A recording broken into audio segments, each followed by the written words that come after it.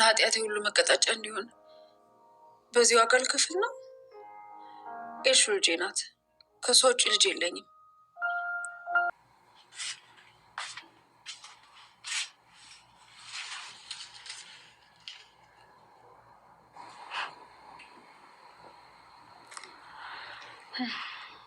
ስትሰሚ ምን ተሰማሽ? እውነት ያለው ማን ጋር ነው? አይመለከትሽም። ከዚህ ሂጂ። አትማሪም አይደል? ትንሽ እንኳን አትጸጸችም? ራስሽ ላይ ችግር አትፍጠሪ። ከዚህ ሂጂ ብዬሻለሁ። አይ አልሄድም። በአንቺ የመጣ ችግር ሊያደርሰኝ። ሁሌም እኮ ችግር እንደፈጠርሽብኝ ነው። ዞር በይ መሲ፣ ዞር በይ ከዚህ። ትዝ ይልሻል የለ ልጅሽ እንድጠላኝ አድርገሽ እኮ ልትገለኝ ነበር። ኧረ ጉዴ! ዞር በይ ከፊቴ። ከዛ አንቺ ደግሞ እሷ እንዳትያዝብሽ ብለሽ እኔን አፍነሽ ሊገኝ ነበር። እያንዳንዱን ነገር ነው እሺ ማስታውሰው። ምንም አይቀረኝም። ጋሼንም ልትገዩ ሞክረሽ ነበር። ዝም በይ መሲ፣ ዝም በይ። እንደውም ሳስበው የጋሼ ሞት ልጅሽ ያለበት ይመስለኛል። አንቺ እንዳትነኪ እሺ፣ ጫፌን እንዳትነኪ። አይኔ እያየ እኔ በህይወት እያለሁ ጫፌን አትነኪ። ጫፌን አልፈቅድልሽ። መኮ መሰረትን በሆድሽ ውስጥ ያለውን ጽንስ እንድታስወጪው እፈልጋለሁ ብሎ በግልጽ ነገራት። መኮ እንግዲህ መሰረት ነፍሰ ጡር እንደሆነች ኑኑዬ ከነገረችው በኋላ በቃ ተዋረድን፣ ከዚህ በላይ ውርደት ምን አለ እያለ መሰረት በማርገዟ በጣም ነበር የተበሳጨው። እሷ ስላረገዘች ሳይሆን ነገር ግን ያረገዘችለት ሰው ትክክለኛ ሰው ስላልሆነ በጣም እየተበሳጭና እየተናደደ ነበረ ማለት ነው። ይህንን ነገር እናታችን ማወቅ የለባትም፣ ስለዚህ እኛ በድብቅ ይህንን ነገር ልናደርገው ይገባል ብሎ በግልጽ ነገራት። መሰረት እንግዲህ በጣም ብዙ ጊዜ ይህንን ነገር ለማድረግ ሞክራ ነበረ። አሁን ላይ ግን ለኑኑ ይህ ልጅ የመጀመሪያ ልጄ ነው፣ ስለዚህ እወልደዋለሁ ብላ ነበር ያለቻት። ነገር ግን እንደዛ ያለቻት ኑኑን ራሷን ችግር ውስጥ እንዳትከትና ብር ለማግኘት ብላ ራሷን እንዳታጨናነቅ ነው እንጂ መሰረት ልትወልደው አሰብ አይደለም። መኮ ይሄንን ነገር ሲነግራት እንግዲህ ቆይ አንተ እንዴት አወቅህ ብላ ትጠይቀዋለች። በዚህ ሰዓት እንግዲህ እናቴ ናት የነገረችኝ፣ አንቺ ነፍሰ ጡር እንደሆንሽ እናታችን በደንብ እርግጠኛ ናት ብሎ ይነግራታል።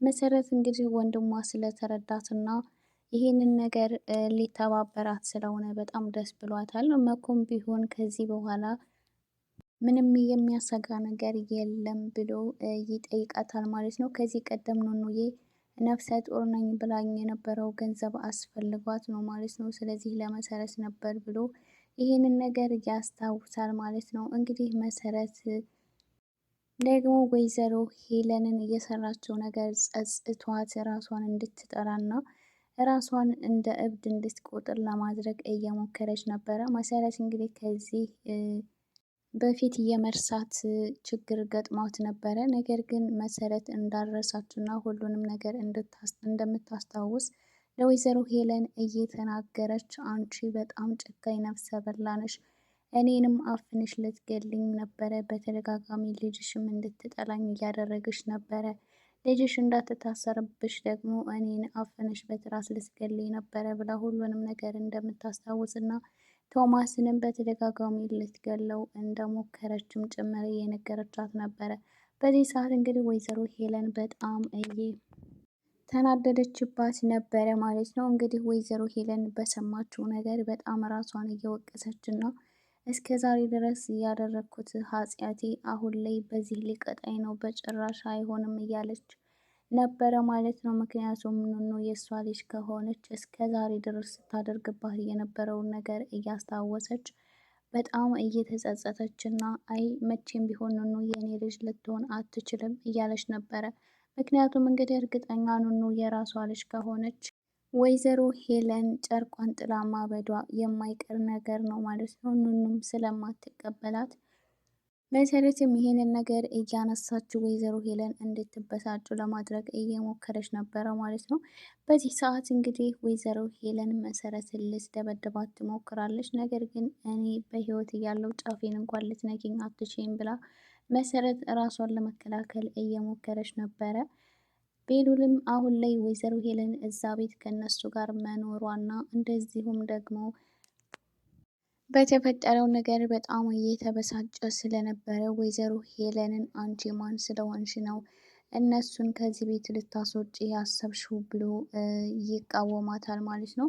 እንግዲህ በዚህ ሰዓት ወይዘሮ ሄለን አሁን ላይ በቃ ይውጡ አላልኩም ይቀመጡ ብላ ትላለች። ትናንትና በሰራሁት ቪዲዮ ላይ ወይዘሮ ሄለን እንደምትጸጸትና ማለትም እና አይንዬ ከዛ ቤት እንዳይወጡ እንደምታደርጋቸው ነግሬያቸው ነበረ።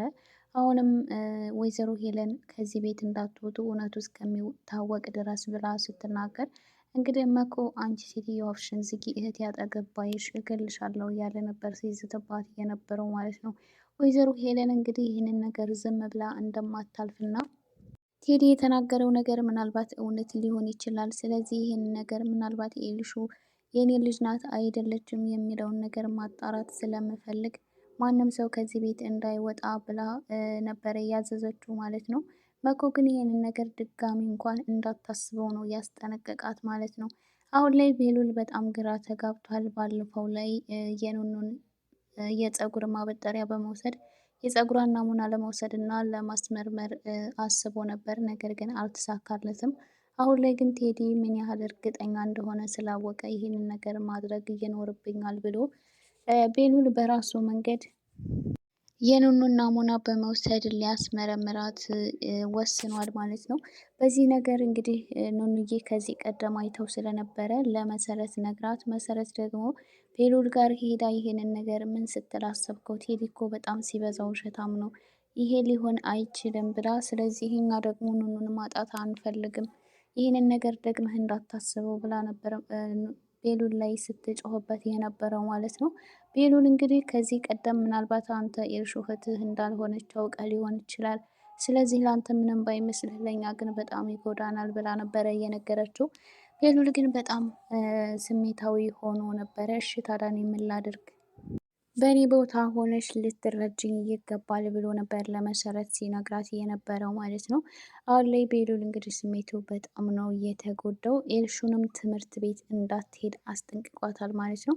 እንግዲህ ኤልሹ ቤት ውስጥ ከሆነ የምትውለው ምናልባት እዛ ቤት ውስጥ ምን እየተካሄደ እንደሆነ በቅርቡ ታወቃለች ማለት ነው።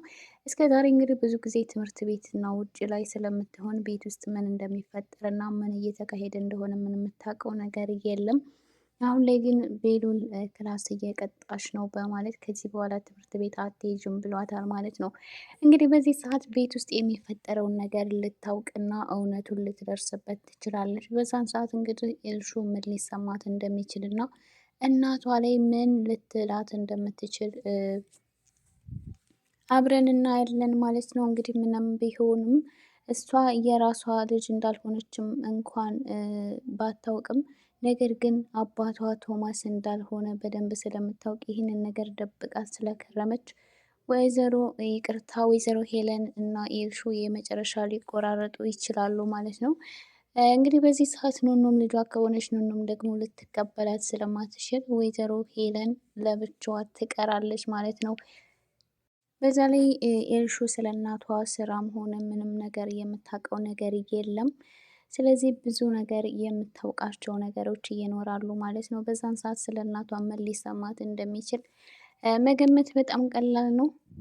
ኑኑም ይሄ ነገር በጣም እየረበሻት እና ስሜቷን እየጎዳው ነው ማለት ነው። እንግዲህ ትናንትናው ክፍል ላይ በጣም አሟት እየተንቀጠቀጠች ጭምር ነበረ ማለት ነው።